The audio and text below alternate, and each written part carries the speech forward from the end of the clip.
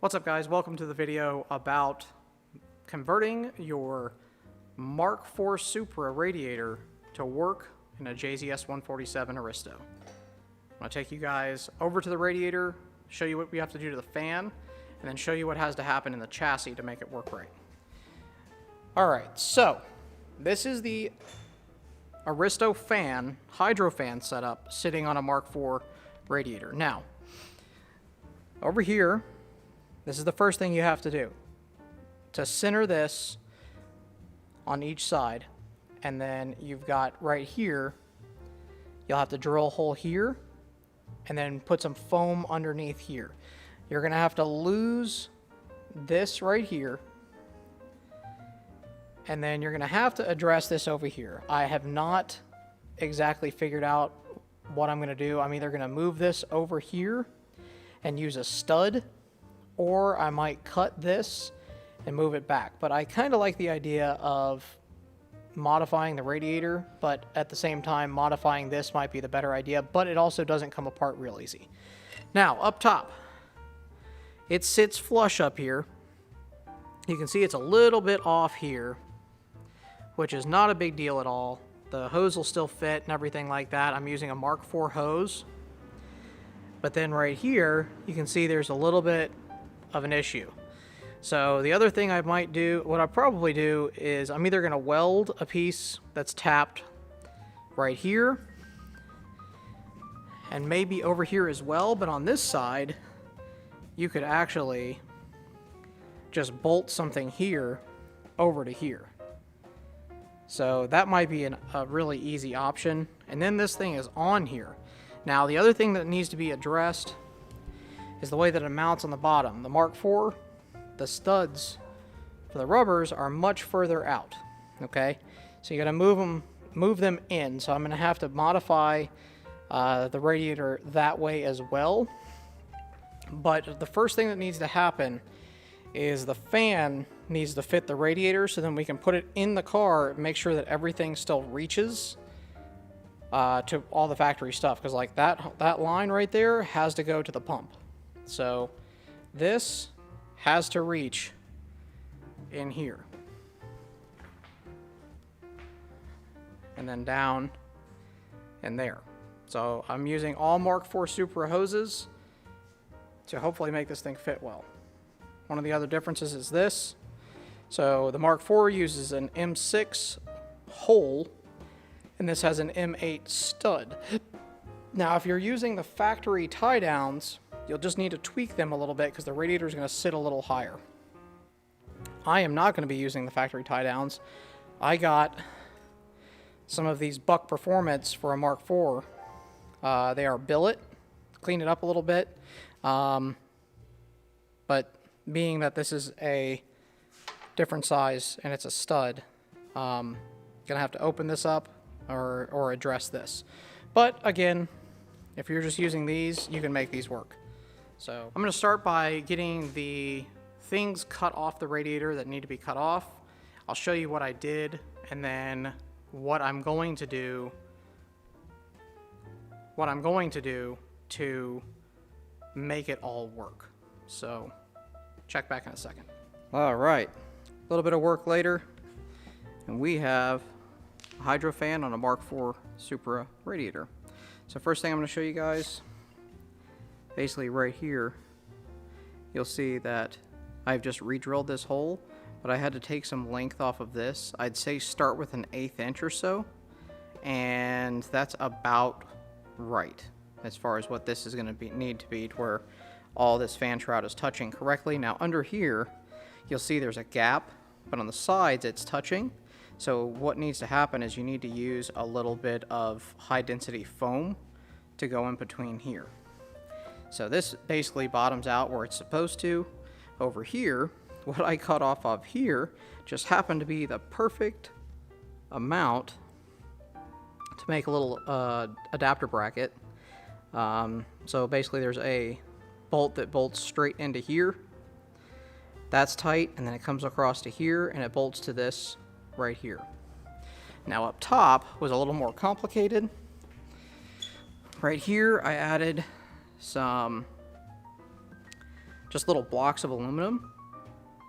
And then I made some studs. I believe these are like Honda, maybe valve cover or something like that. But M6 stud that I've shortened, and it's got a little shoulder where it tightens down so that it doesn't go into the actual end tank. And then a little flange nut. Same thing over here. You can see very, very small amount of foam could possibly be used in here, but isn't 100% necessary. There's not a whole lot, but it can't hurt.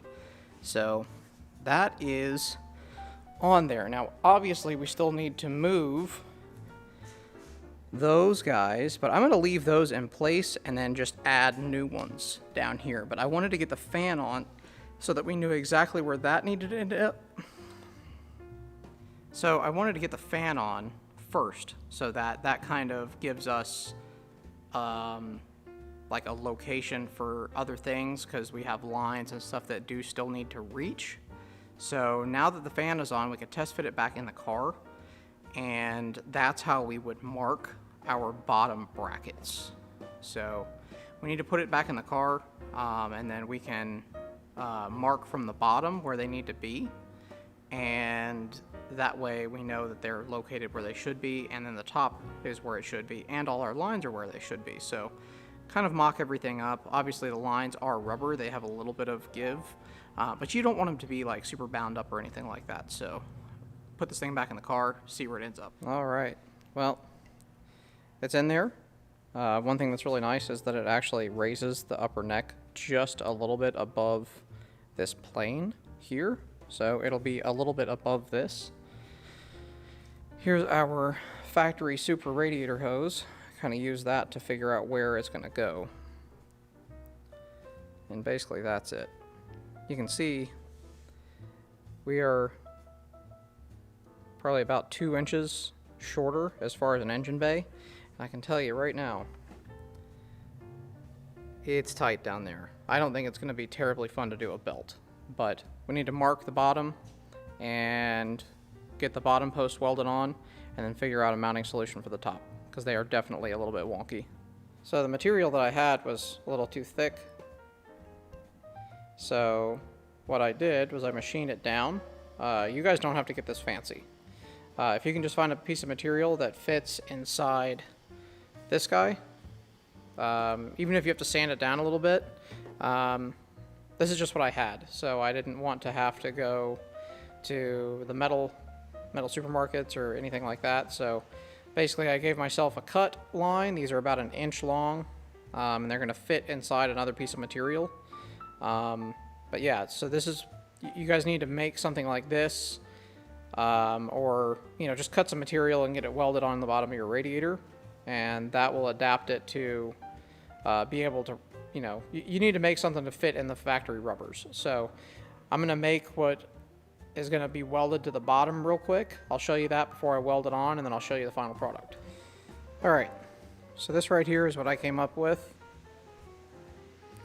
You can see I just basically had a piece of aluminum that was scrap, and then I took those pieces that I had turned, I welded the backs and sanded them, then I welded the fronts, same thing. But these guys will get welded on the bottoms. I already marked them, and I am going to weld these on, and I'll show you the finished product with everything back installed in here, with some high density foam to seal everything off, and then goes back in the car for good. Alright, got these bottom pieces welded on. You can see here how much closer together they are over the Supra. But this is pretty much it. This guy is ready to get the fan put on, and then it's going to go back in the car. So I'm going to get it assembled, and it's going to go back in the car, and then we have to figure out mounts for the top. Alright, so a quick note here. The factory fan sensor, the temperature sensor for the fan, it seals with an O-ring in the stock radiator. This one doesn't seal the same way. I think that the Supra must have like a crush washer or something underneath, or a built-in O-ring of some sort. This, so the way that it's sealed, there was an O-ring that was like down in here, but the radiator, it's the same threads. So what I did was I used a copper washer and then a little bit of right stuff on the threads. You can see it's squished out just a little bit. You don't have to go crazy, but I tightened it down, snugged it pretty good, and now I'm ready to finish assembling. Here's my piece of foam. It's a high density, almost memory foam, but it is like a flame retardant. I lucked out, and there's a upholstery shop that's in the front of my shop, and he had a little spare piece of this stuff, and it's actually like FAA certified stuff. So I'm gonna put that in, put the fan back on now. All right, I have modified these guys to work. I was gonna use those Buck Performance ones, but they're so nice, and this is kind of a test. If this is all gonna work right, I am going to borrow a mill or something like that and make those work. Basically to be like this, or I'm gonna drill these guys out and put riv nuts right next to them so that I can use a regular little Allen bolt. That'd probably be the better idea. So then everything actually fits just stock. But if you have an Aristo, I'm guessing a standard JZS147 GS300 would be the same, but basically I put this on the edge of my vise and hammered it flat here, and then slot this hole over because the mounts are a little bit wider. And then because the radiator sits higher, you have to modify the bottom right here to cut that little bit off there so it doesn't just run into the radiator. Then I just cut a little piece of a coupler and put it on each side. So now I'm going to paint these guys and bolt it up, and that's pretty much it. I mean, that's in there. So I'll give you guys a final shot with everything hooked back up. Everything is very tight now. The radiator is wider, so I am warning you guys, changing a belt is not going to be all that fun. I'm going to turn the light on here. Not a whole lot of room, even when you pull this thing back. Not much room at all. So, still need to modify the upper hose as well.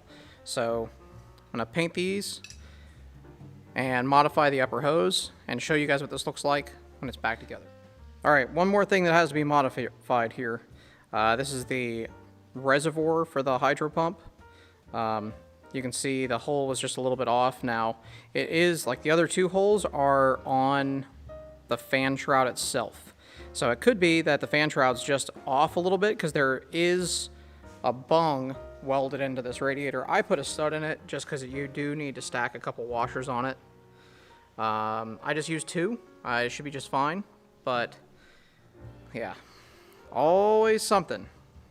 Got my brackets drying over here and just about ready to be done with this. Well, there you go.